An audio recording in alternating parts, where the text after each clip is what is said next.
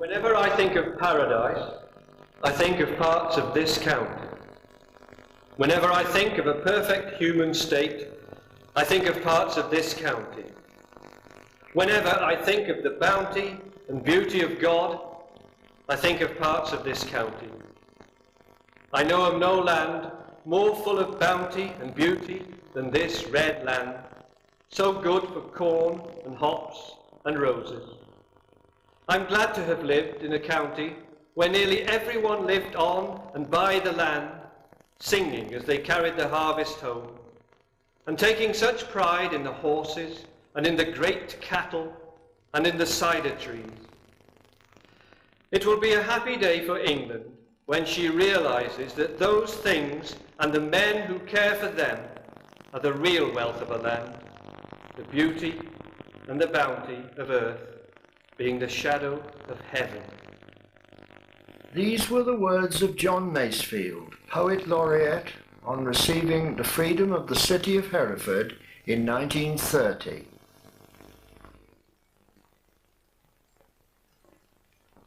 The cathedral bells ring out on New Year's Day, AD 2000.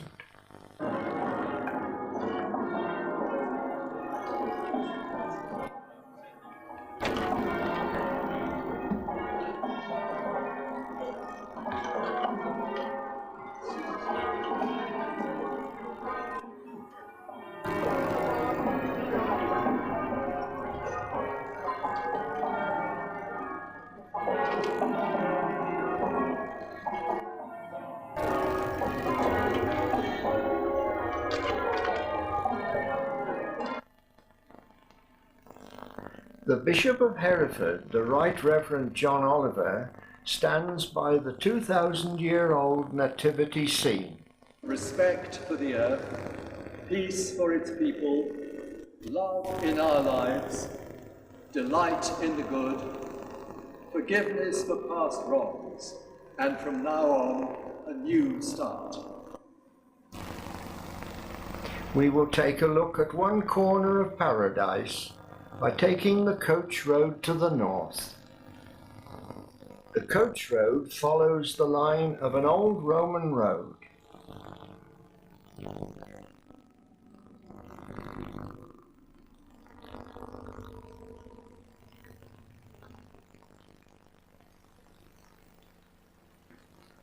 Alongside the road, the 50-year-old traditional standard cider trees are in blossom, with ewes and lambs grazing underneath. These familiar containers from the supermarket shelves require much higher yields from several thousand acres of intensively planted trees.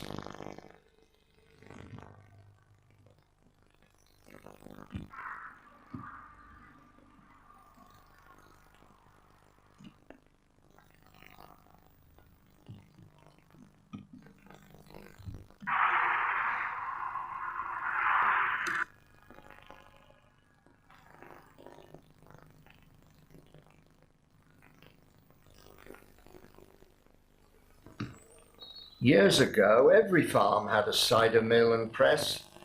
A few survive, but many are now used as garden ornaments. This is Stratford Bridge. On John Ogilvy's map of 1675, it is shown as a stone bridge with 4 arches. Some sources call this Roman road the Botway.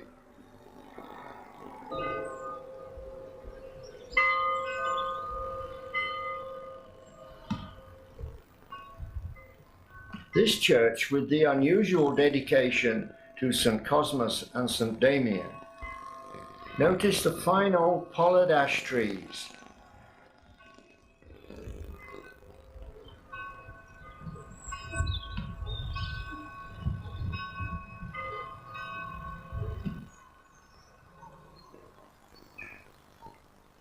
Nearby, Burley, with identical pulpit made by the same carpenter.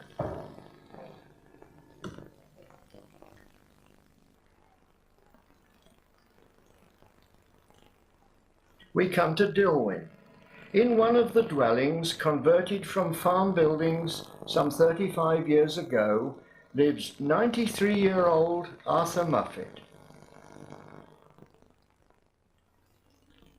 Knew Hamlin Williams, who was a former chairman of the Drainage Board. I knew Hamlin Williams very well because I am a great student of military history, and I always have been since I was a boy, particularly the disastrous Gallipoli expedition in 1915-16.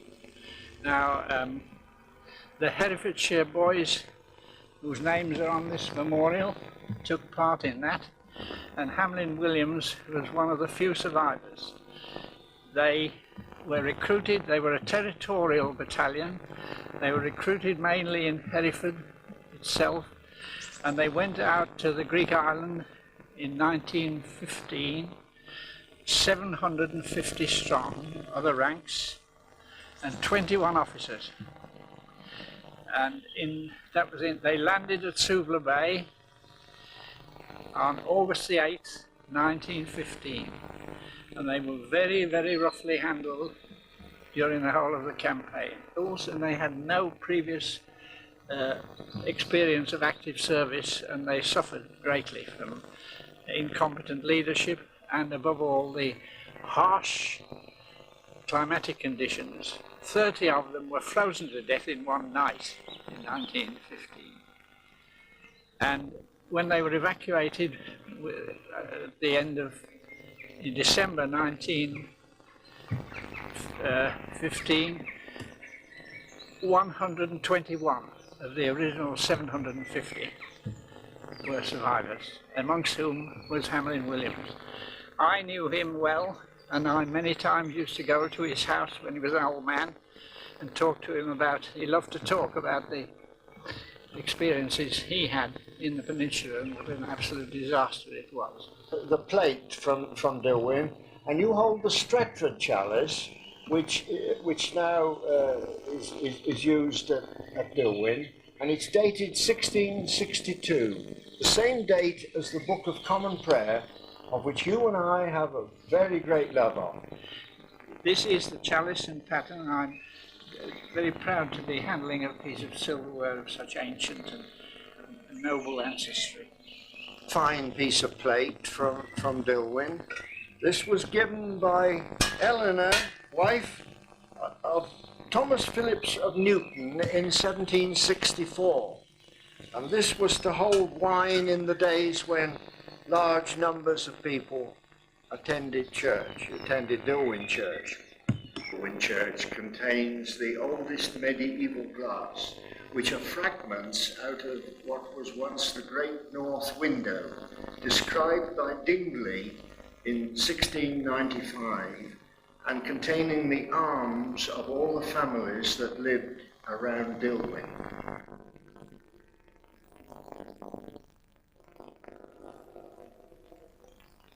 The Dilwyn bells were rung to celebrate the 100th birthday of Richard Hall's mother, who was born at Arrow Mill.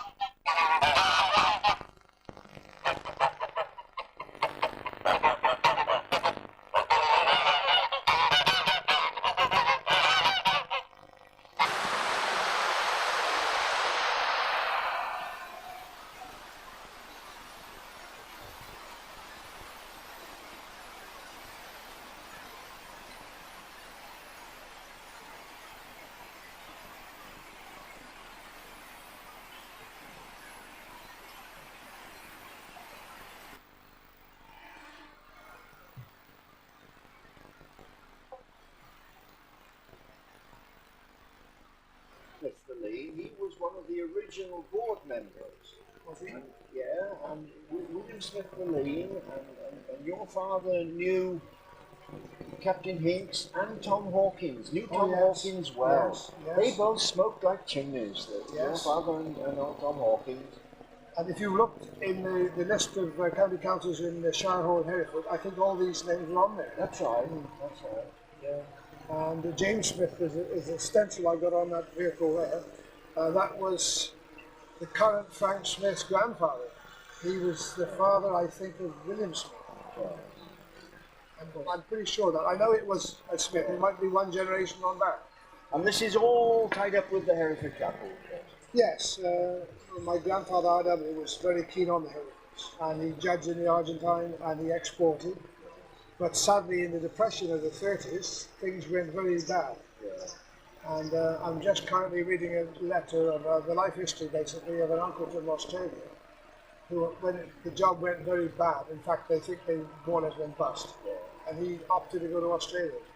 And I did even worse there. But I've been reading it currently because I just brought it back with me from Australia. And it is very much the Hereford Chapel with a big, big part of my grandfather Robert Hall's life. There's some day books and old ledger books which we've found since we've been down here. We knew they were about you because I remember seeing them as a child here. And it's just very interesting to see in 1834. Yeah, 1834. Some of the prices they fascinate me.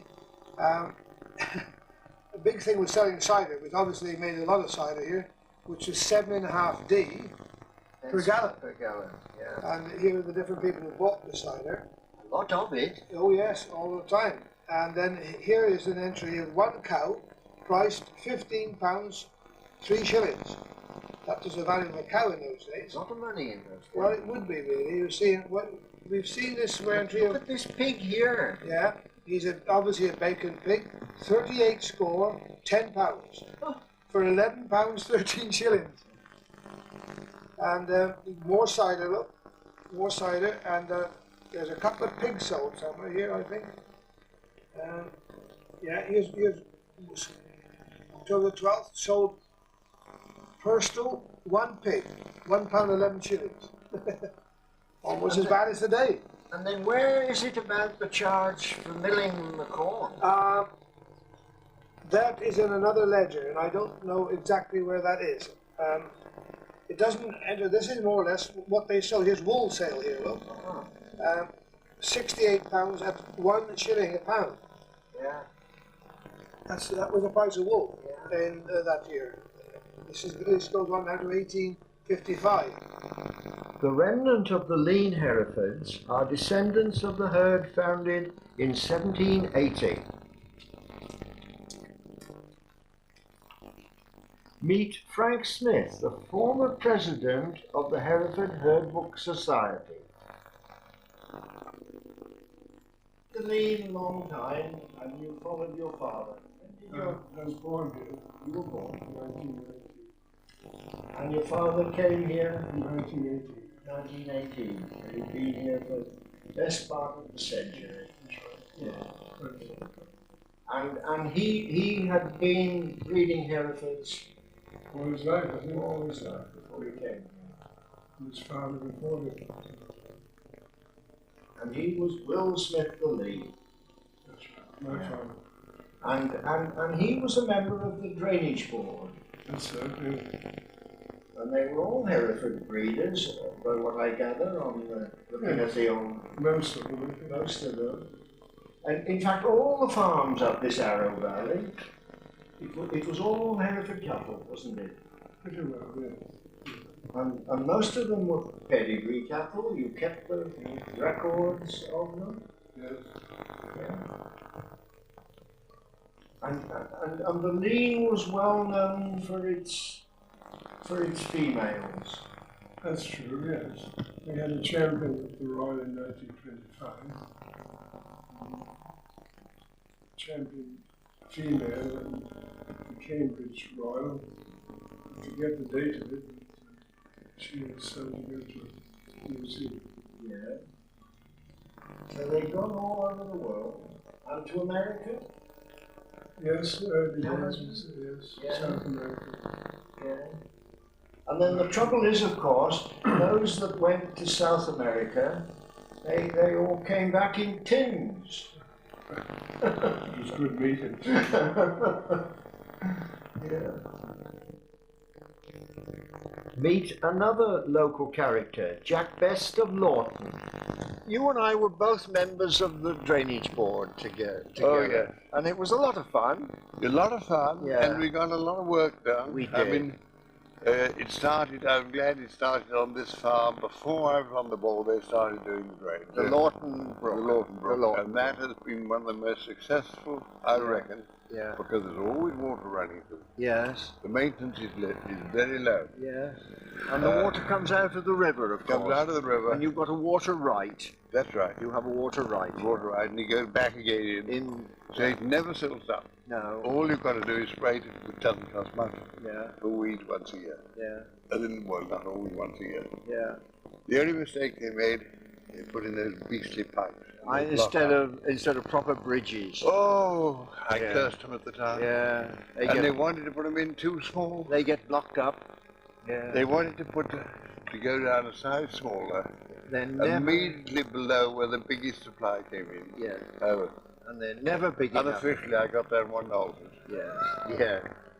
Oh, which yeah. has been a good thing. Yeah. But there are a lot of other drains that have been done. Yeah.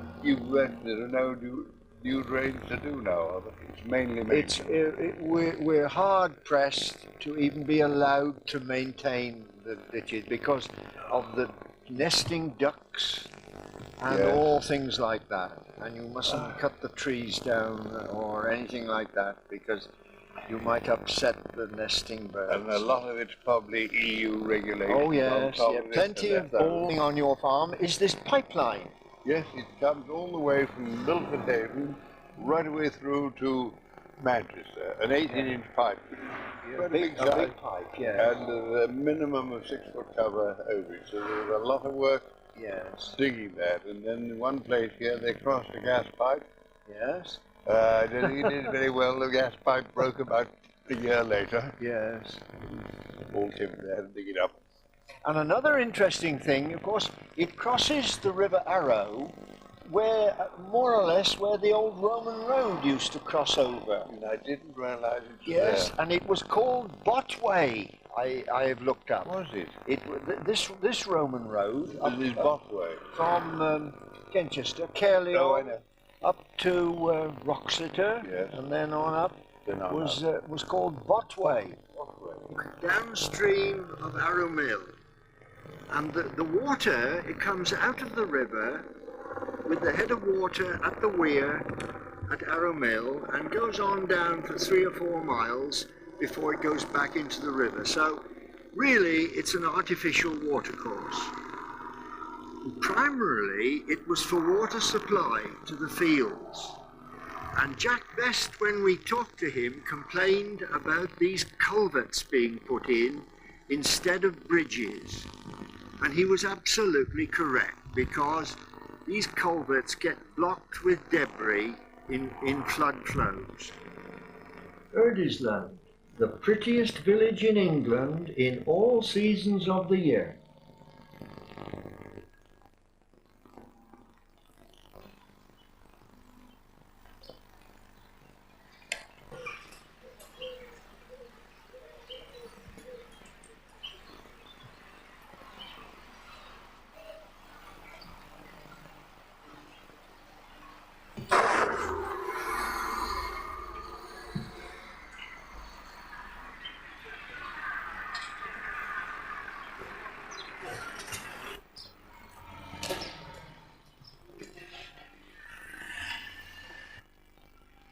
The Dovecote in the snow. The state of the building was causing a lot of concern.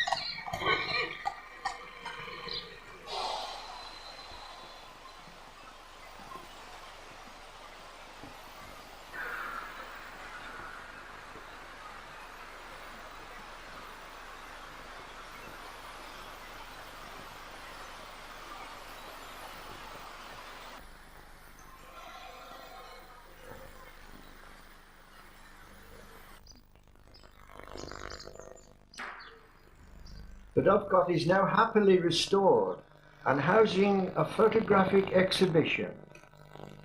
New houses with the replica Dovecot modelled on Luntley. Dovecot, 1673, restored by Caps and Caps some years ago. Some sheep on roots, and these are Swedes that have been specially planted for feeding off with sheep. So often today they just put stubble turnips after the corn crop has been got off. In this case, this is the traditional way of feeding sheep, folded on roots. A few farmers still continue to maintain soil fertility on cultivated soil in this way, known as the golden hoof. Meet Leslie Evans, a great authority on bells and bell ringing. Hello, you're Leslie Evans, and tell me how you came to come to live in Erdesloe. Well, my father bought the brooch in 1923, and we came to live here in 1924. Yes. And Captain Inks, on behalf of the parishioners of Mansalacey, presented my father and mother with a teapot. Yes, and that was your introduction, your coming to Erdesloe. Yes. And then since then, you've been very much involved with the church. Well, this church and Pembridge. Yes. Because I played the organ at Pembridge 56 years. Well. And I've been a bell ringer here for 75. Yes. And this is a great peal of bells. You've got 8 bells here. Yes, 8 bells, yes, and they're modern bells now. They were Yes. recast in 1953 Yes. to commemorate the coronation of the Queen. Yes.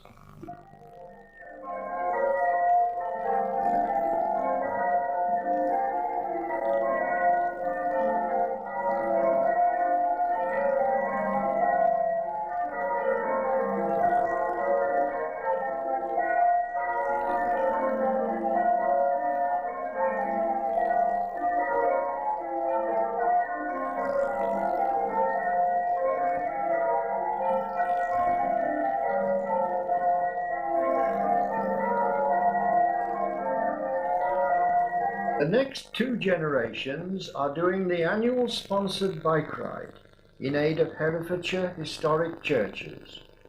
They are on their way to Pembridge. It's the well-known 16th century New Inn and Market Hall.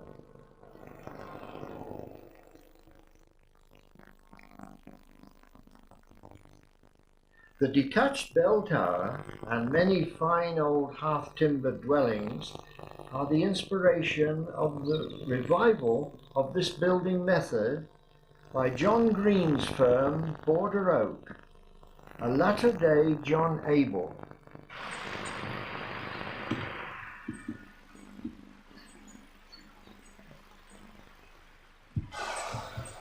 Now, John Ogilvy's map of 1675 of the coach road from Gloucester to Montgomery showed a wood bridge over the Arrow at Pembridge.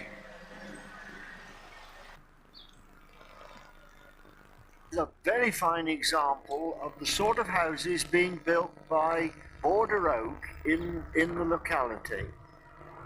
And they really are very fine places.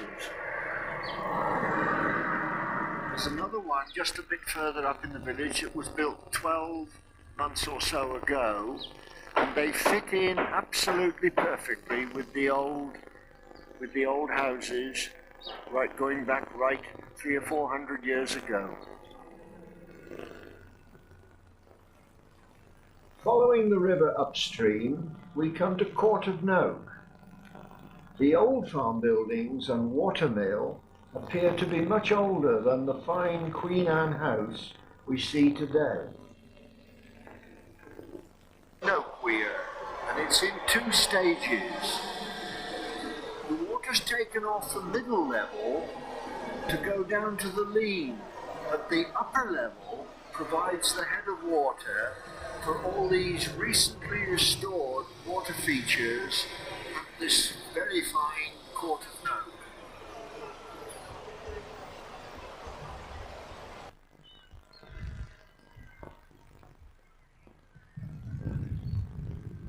This is Court of Note, built in the very early 1700s.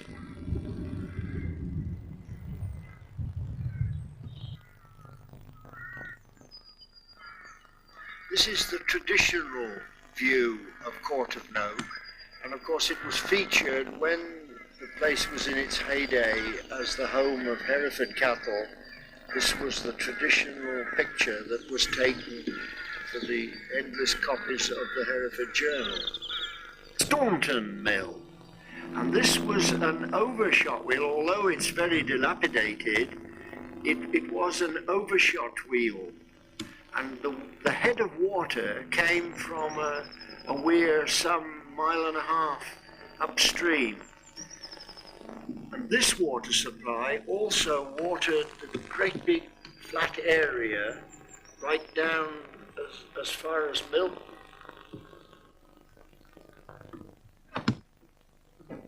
The wooden teeth were made from pear wood.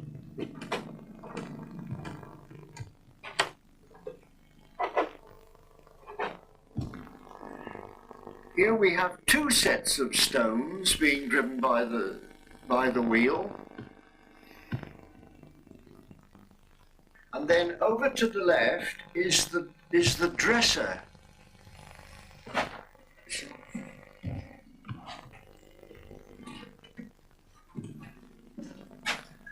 That was where the ground wheat was separated, the flour was separated from the bran. Hargest Court from the air. Before Lawrence Banks tells us about the history of Hargest Court, we go to the nearby market town of Kington, where it is sale day for cattle.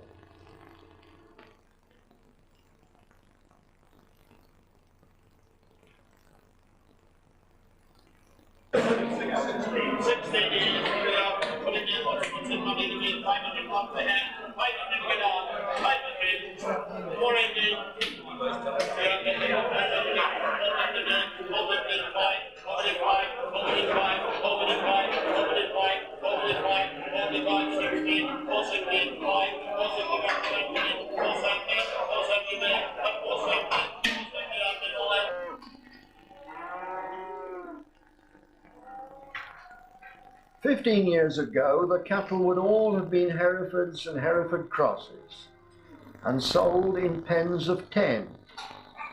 Today, they're all continental breeds and sold in 1s and 2s. Upper room of the old solar at Hargest Court, now a farm building, but originally a dwelling, looking at the massive great fireplace of about 1350. One single block of stone. Maybe interesting to speculate how on earth they got it up, because we're on the first floor up here. But it's a huge piece of stone. This, at that stage, would have been occupied by the Clanbear family before the Vaughans, and it's possible that Sir John Clanbear, who was writing contemporarily with Chaucer in English, composed Book of Cupid, God of Love in this very room, so it has a literary connection as well as a historical one. One of the old window seats of Hargest Court. This, of course, was the home of the Vaughan family from about 1420 onwards, and Lady Margaret Vaughan, who became Lady Margaret Hawkins, was born and brought up in this house, and you can speculate that she might have sat looking out of this window on these window seats, which are really unchanged for that period of time. Pocket handkerchief tree, or Davidia involucrata, from China. And this is the largest specimen of it in Great Britain, and indeed may indeed be the largest specimen in the world. It's got rather a romantic history, because this plant was described by Père David, or hence Davidia, who was a French Roman Catholic missionary, but never brought, no seed or anything ever brought back by him. And the nursery firm of Veitch sent E.H. Wilson, Chinese Wilson, out to China to look for seed of this tree in 1904, 1905. And he went to where Père David had reported this tree to be growing, to get there saying, oh yes, it was here last week, but we cut it down for firewood. and he went 300 miles further on into Yunnan before he actually found this tree and brought back seed. And this is probably one of the seedlings from that original collection of seed. He's been growing here for something over 90 years. And you can imagine it in the Yangtze Gorges or somewhere. What a sensation it must have caused when it first came back into Great Britain. Ghent azaleas, and it's what they call a hose in hose with the double flowered, which is unusual in azaleas, and this is a very old-fashioned variety, but really rather sweet.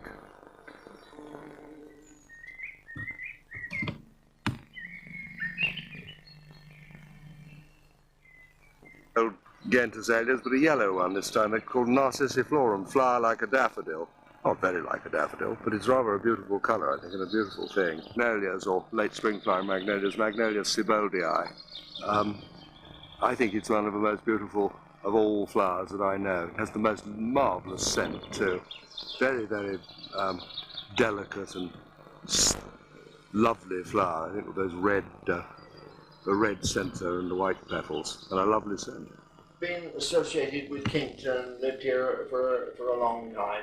And before the coming of the railways, which your family were connected with, of course it was all coach horses, and this is your old coach house. This is the old coach house at Bridgebourne, and was in use up until 1926, because my great-grandmother, who lived here, wouldn't have anything to do with newfangled things like motor cars, and so she kept her coach and horses. So 75 years ago, there's still been coach and horses in here.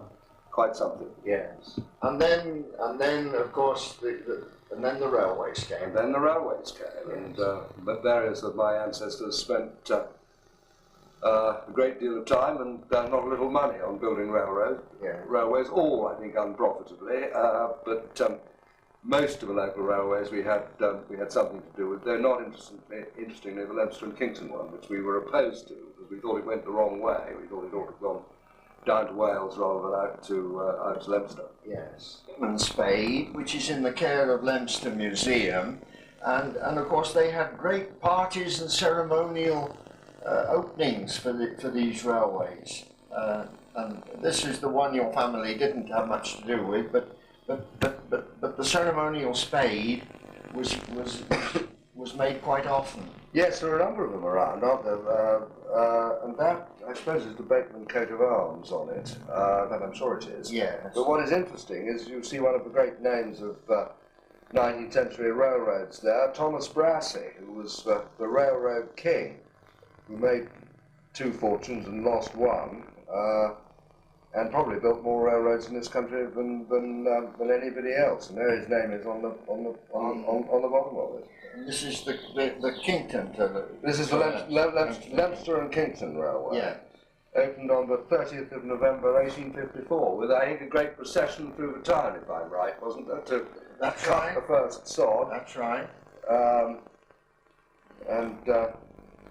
So that's really part of history, 150 years ago, or just about. And then this was the first of the Kington Railways, and then there were 3 others afterwards. You could either go up to Dollier, to the quarries, yes, or you could go down to Erdesley and couple up with the Hereford line, or the last one, of course, was the branch line up to Prestine. Absolutely right. And then there's the story of the Forge crossing over the River Arrow, which this area of the film is all about, and of course the Forge crossing gave terrible trouble. I believe, yes. It fell down during construction, and there's an old Leslie Evans in Erdesley. His father was a builder, and he remembers picking up the bricks. They had to rebuild it with the same bricks, and pick the bricks up out of the river to rebuild the Forge crossing. Yeah. Now, the Prestine line, I mean, I just remember the Prestine line. You see, my mother came from Prestine, my father came from Kington, and they used to court by change at Titley Junction. That's right, and my maternal grandfather in Prestine, who was a doctor there, went to buy his practice on the railway and changed to Titley and went to Prestine. So it's part of quite recent family history, that. the 1920s. Yes. This picture of the old Radnor Lime Company trucks and thatched building was taken before 1900. This old picture of the lime kilns and sidings was taken shortly after 1900.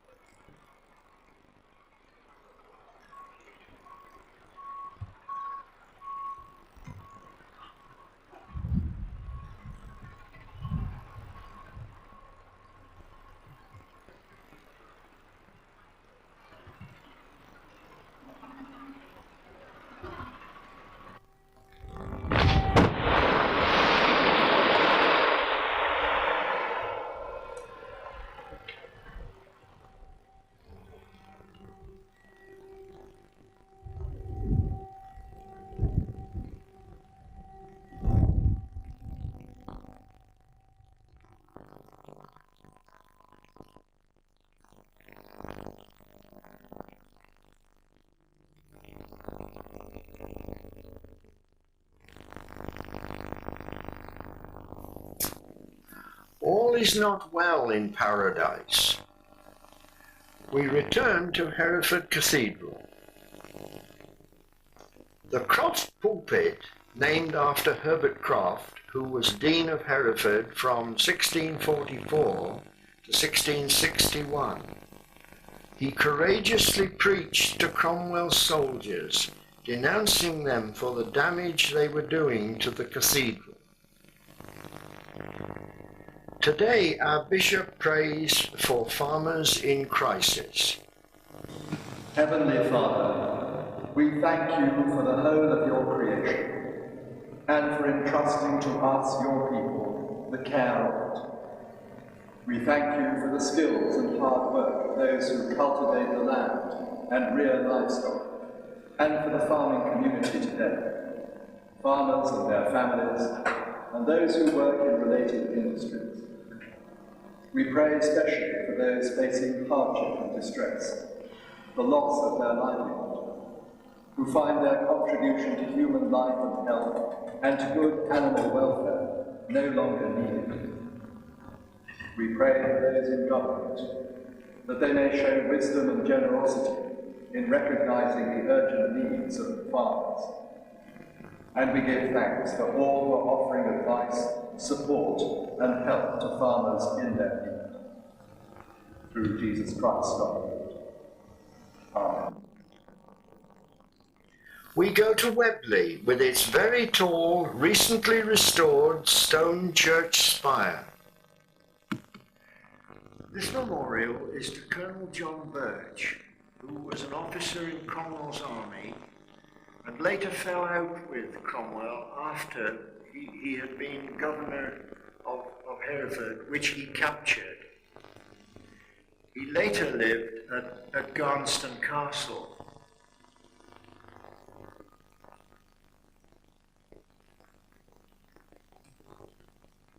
Following him at Garnston Castle were the Peploe family.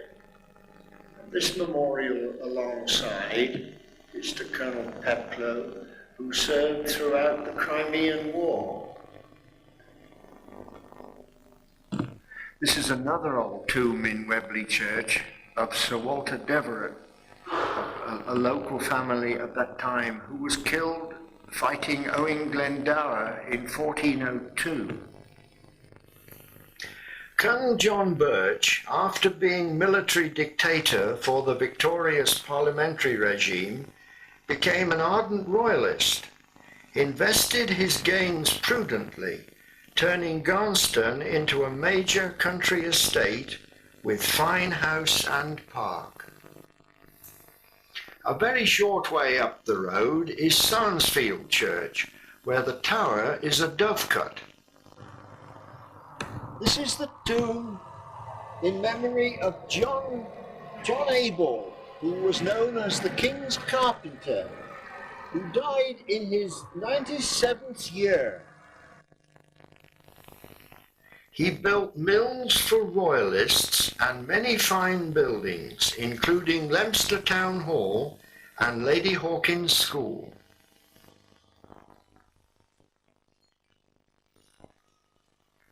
The following sequences show men at work.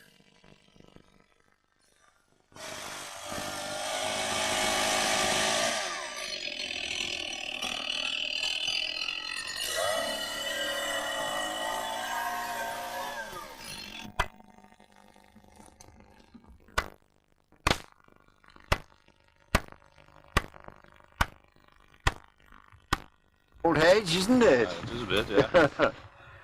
And how much a day would you do of this sort of work? How much do it? Well, this sort of change? about 40 or 50 hours, I suppose. As much as that, Well. yeah. But it is a real rough old, It is a bit, rough yeah. old hay.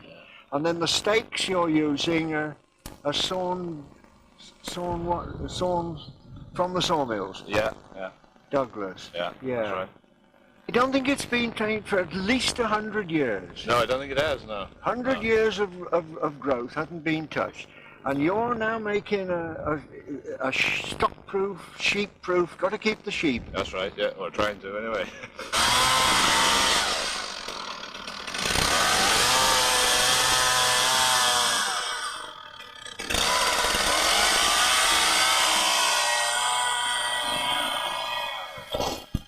Years. Tell me what you started. When did you start? 1962, April 62. Yeah. And tell me a bit of what was going on in those days. Well, Leominster flood alleviation scheme started. Yeah. And And you were working on that? yes, Yeah. worked all through that. Yeah. And then all the schemes, the Barrington scheme started, Yeah. and various schemes all around the area started in And how many men were working on the river then? around 52. 52 men. And then you've been with them ever since? That's right. And how many men you got now? Well, actually in the Y area, I think 13. 13, and only about 8 of them They're in Leominster. on the in Leicester, Leicester area. on the low. That's Yeah. the difference. Yeah. So there hasn't been much time for this sort of pollarding trees and this sort of work. No men to do it. And the weather changing in the winter as it is wet for so long, and you can't get access to the ground. Get on the ground. No. No, this was a job when it was hard frost. Something for That's the right. men to Yes, do we with- haven't had hard No, frost we for haven't the had last hard few frost, years. have we? No. No. These trees must have been. How long do you reckon they've been left? Some of them not so long back. Can you remember any of them being Pollarded? not since you've been working for them? It'd be before the war. Oh, and yeah, all that stuff, yeah, wouldn't yeah. it? Yeah. The ones up there are long. Yeah, well, you see, that's 60 years. The steam winding engine was used to clear the River Arrow in the winter of 1924 of all trees and rubbish. Most of the trees were converted to charcoal to drive the engine. The best charcoal was made from alder and used to make gunpowder. This is an example of where dead alder has fallen into the river. There's a lot of these dead ones about, and it is quite unacceptable because the flood washes them all down and they are forming the most terrible blockages in the river. The big drain pipe comes all the way down from Dilwyn to Broadwood, and it goes underneath the river at this point. On the line of the pipe, there are a great number of those brick manholes with iron covers. There's 3 in one field just upstream of here. And they had the dual purpose of irrigating the land as well as draining it. Is another of these dead alders, only a few yards downstream of the other one. They either fall in or they fall out. In both cases, it's quite unacceptable. An iron cover over the drain that comes right down from Dilwyn and empties into the river right down at Broadwood, where we've just been filming the work on the river by the bridge. This ironwork was cast by Miles of Leominster, as you can see on the cover, in 1869. Now, as you can see, this brick-lined catch pit is a fair old depth. Goes down to there, and the flap on the pipe here is the wrong way. If you drop the flap down, you'll capture the water and bring it up. And the idea of that was to charge little round clay pipes to water the fields down here in the summer. Now, from the nearby farm at Ivington Court, they used to hang the meat down in here to keep it cool in the summer. Of course, every house and cottage had a pump, and they've either got Miles of Leinster or Meredith of Kington stamped on them. And also, of course, the oven doors were also made by the same people, and the iron cover over the drains, Miles of Leinster. The river from the air, showing the drainage ditch that passes under the river by a siphon, the site for the next episode. Now, this watercourse was cut about 1986, I think, and this new course crossed over the old, and this is the old ditch.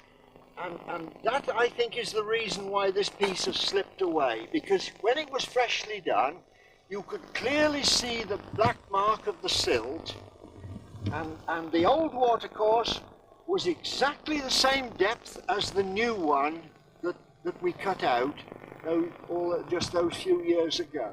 Now, these markers show the old course of the old watercourse, or perhaps 200 or 300 years ago. And of course, in those days, it was all hand tools, and 100 men would be at work on the watercourses, and it was winter work, and that's why they had to put a bag over their heads on a wet day when they wanted a job in the dry.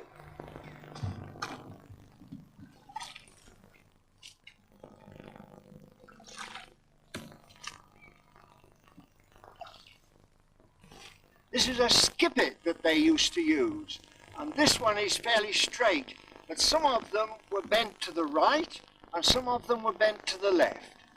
There you are, a skippet. You're Frank Smith's son-in-law, and you now farm the Lee.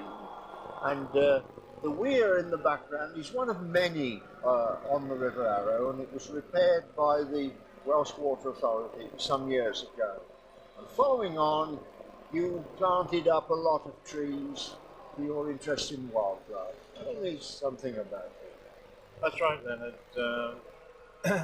We spent some years planting trees and looking after the river. We've developed a nature trail around so people can look at it. And if you look around, you can see some of the trees that we planted. Oh, these were planted about 15 years ago. They've looked after and they're looking really well. Well, one of my ambitions in life is to try and get a good timber tree for every acre that I farm when I finish. So out of the ones that you can see in here, we might get 4 or 5 that would be good enough for a timber tree. And the rest were pollard or coppice to help with the wildlife. Tony, when you planted up these trees, I said to you, and who's going to look after them? And you said, your fellows are going to manage the riverside trees. Well, of course, the present Main River Authority has hardly got any work for it. But you now get a grant. Tell me a bit about it. I do, Leonard, yes. We've taken on the responsibility of looking after the bankside trees. I get a grant of £15 per tree for felling them in rotation, so that when the disease Phytophthora comes in and kills some of these trees, I can trim them back and they'll grow again from the base. And of course, this was work that was always habitually done by the river authorities. But the responsibility is now shifted over to the riparian owner. The river authorities still come to, if a tree actually physically falls into the river and blocks it, the river authority will come and remove it. But the maintenance of the banks is now down to me. But they don't manage the river as well, I think, as you do. And it's the owner of land. This is what runs through the whole business of countryside management. Nobody looks after land better than the owner. This is the site of the old railway line from Leominster to Kington, and it goes right through the middle of the Lean farm. And there were two more of these big stone piers in the middle of the river that caused the blockage at the 47 flood. And alongside the railway was built that gas pipeline, again from Leominster up to Kington. Another excellent example of riverside tree management on the Lean, where these very old willow pollards have been re-pollarded at least 3 times in Tony Norman's experience. This is revetment work carried out by Frank Hodges when he was engineer to the main river. And miles and miles of this type of revetment was put in using old railway lines, netting, and to retain the stone to form a hard defence against a rapidly eroding river. But things have changed, and we now look downstream of this little bridge on the Lean farm and see how Tony Norman is managing it. Well, Leonard, this is how I'm attempting to manage it, using the river itself. We started by fencing the cattle out of the river, which meant that the gravel started to stabilise with this Polaris, the reed canary grass. That stabilises the stone, allows the vegetation to come down onto the side, and we have this cool riffle sequence that is excellent for the fishermen.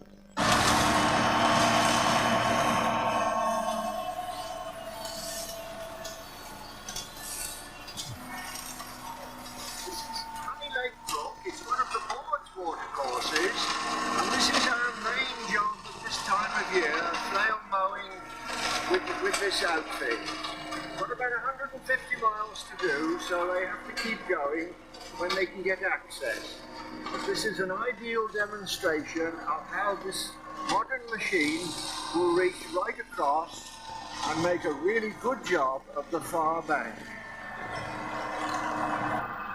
This operation requires good access from at least one side. If you can't get the machine in, you can't do the job.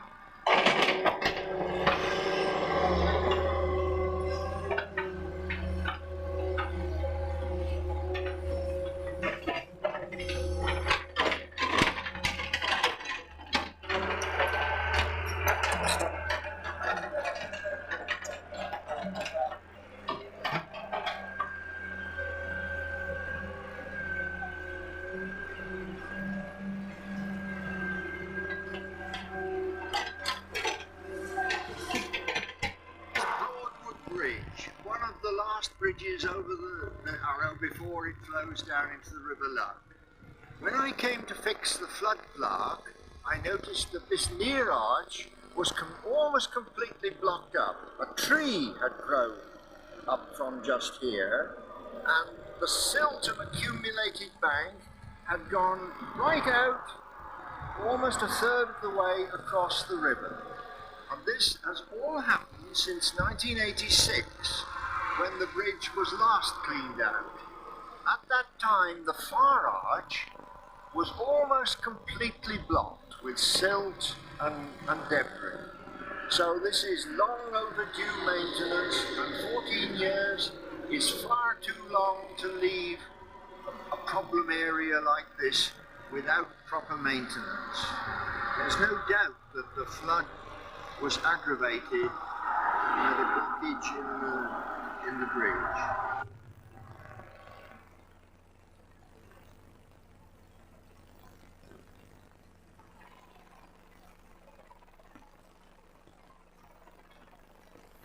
board member Colin Andrews lives and farms at Broadwood Hall. The Dovecot has the date 1652. The Andrews family have been members of the board since 1920.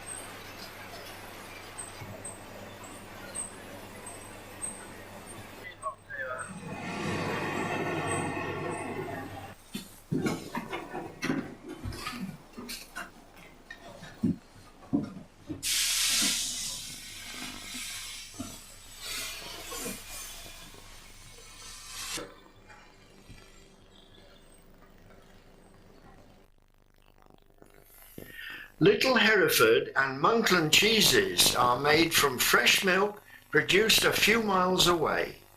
They would really like to use old-fashioned milk from Shorthorn cows.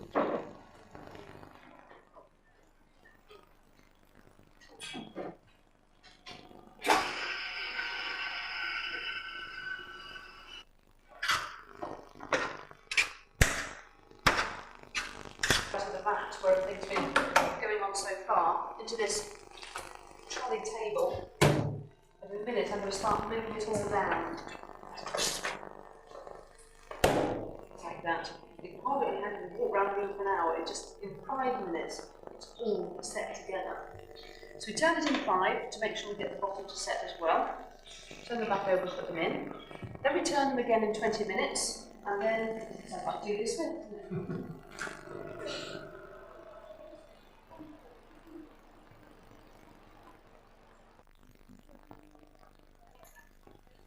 Finally, we come to Kington Horse Show.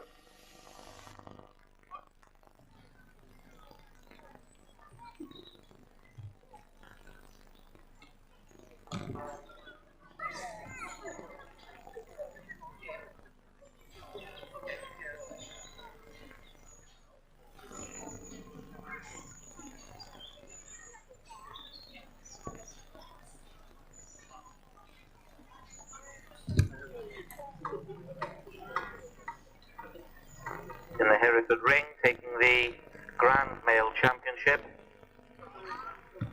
is number 2, Boza 1 Punch from Messrs Nicholas and Heath, and reserve number 10, Dendo 1 Sherlock from D.E. Jones.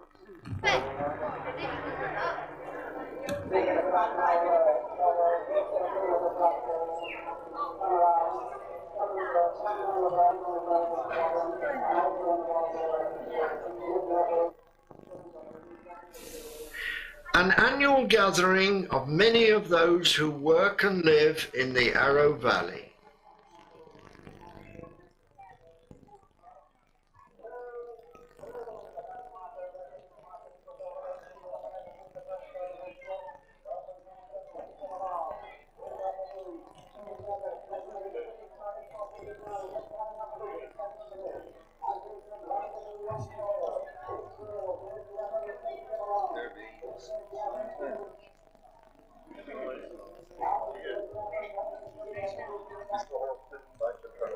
However,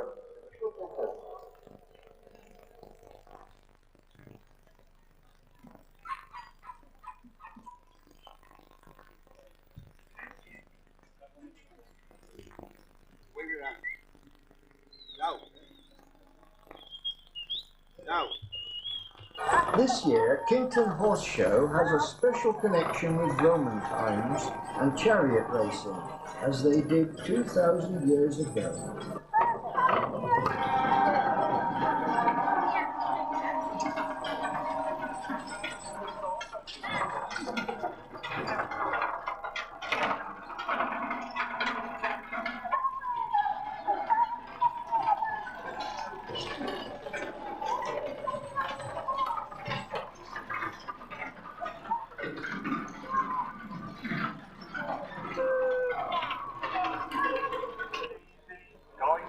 Bring them in order of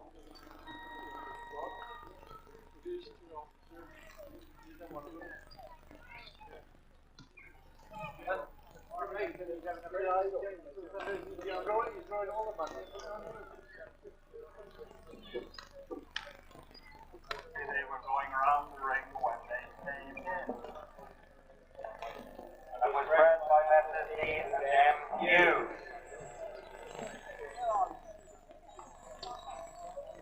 If we go through the horses, the Supreme Horse Champion for the equatorial regions of South America.